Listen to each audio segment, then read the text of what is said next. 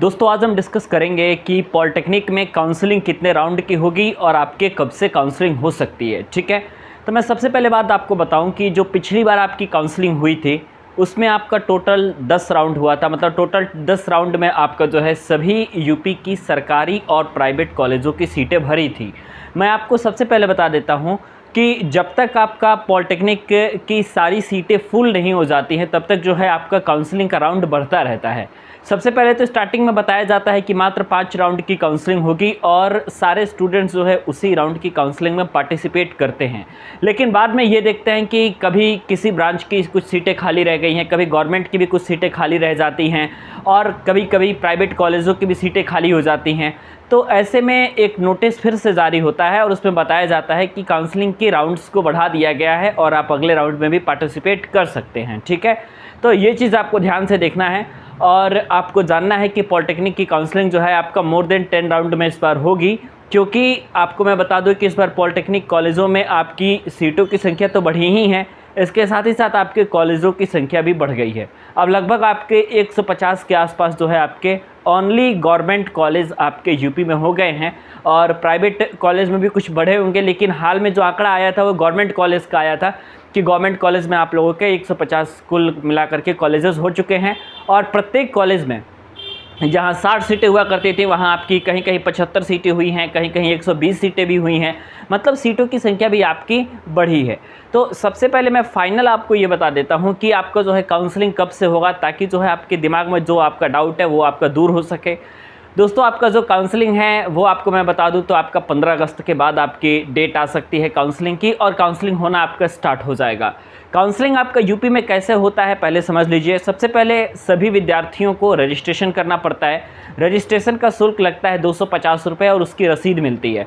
और यह रजिस्ट्रेशन का शुल्क जो होता है वो एक बार लगता है। हर स्टूडेंट एक बार ही रजिस्ट्रेशन करेगा और जब वो रजिस्ट्रेशन करेगा तो उसको रजिस्ट्रेशन नंबर तथा पासवर्ड दो चीज़ें आपको मिलती हैं। ठीक है, रजिस्ट्रेशन नंबर भी मिलता है और पासवर्ड भी मिलता है और उस रजिस्ट्रेशन नंबर और पासवर्ड के बेसिस पे आप हर राउंड में काउंसलिंग कराते हैं। चाहे आप फर्स्ट में कराए काउंसलिंग, मान लीजिए कॉलेज नहीं मिला तो फिर अगर आप सेकंड में कराते हो या थर्ड में कराते हो या उसके बाद किसी भी राउंड में कराते हो तो आपके पास ऑलरेडी रजिस्टर्ड के ऑप्शन पे क्लिक करना है। रजिस्ट्रेशन सिर्फ एक बार करना है, एक स्टूडेंट का एक ही बार होगा और फीस भी आपकी रजिस्ट्रेशन की एक ही बार लगेगी और कॉलेज को आप एक से ज़्यादा बार लॉक कर सकते हो। जब तक आपका मनचाहा कॉलेज नहीं मिल जाता तब तक आप फ्रीज के ऑप्शन पे क्लिक करके आप एडमिशन नहीं लोगे। ठीक है, तो ये चीज़ें आपको समझनी है। यहाँ पे कुछ दोस्तों नियम भी होते हैं काउंसलिंग के, मैं आपको बता दूं। पिछली बार ऐसा हुआ था कि नए नियम थे तो नियम कई विद्यार्थियों ने नहीं जाने, जिसकी वजह से उनको जो है सरकारी कॉलेज लेने में बहुत ज़्यादा दिक्कत हुई। नियम कुल मिलाकर के आपका ये रहता है, मैं स्पष्ट रूप से बता देना चाहता हूँ कि चाहे आप पहली बार किसी राउंड में काउंसलिंग कराएं, जैसे मान लीजिए आपने फर्स्ट राउंड में काउंसलिंग कराया तो पहली बार में आपके पास अनलिमिटेड चॉइस फिल करने का मौका रहता है। मतलब आप क्या कर सकते हैं कि अनलिमिटेड चॉइस को फिल कर सकते हैं, जितना मन कर उतने चॉइस फिल कर सकते हैं, जितने मन कर उतने कॉलेज लॉक कर सकते हैं, जितने मन कर उतने ब्रांच लॉक कर सकते हैं। लेकिन उसके बाद आपका क्या होता है कि आपके पास फिर नया नियम लग जाता है और उसके बाद second round, third round, fourth round आप चाहे किसी भी राउंड में काउंसलिंग कराइए, मात्र 10 ही कॉलेज आपके पास लॉक करने के लिए ऑप्शंस में रहते हैं। मतलब 10 से ज़्यादा कॉलेज आप लॉक नहीं कर सकते, ये बात ध्यान रखिएगा। तो इसलिए मैं आपसे कहता हूँ कि पहली बार में ही जिनका नंबर कम आ रहा है, अब एंट्रेंस एग्ज़ाम में प्रदर्शन के बेसिस पे आप ये तो कह सकते हैं कि आपका जो है नंबर कितना आ रहा है।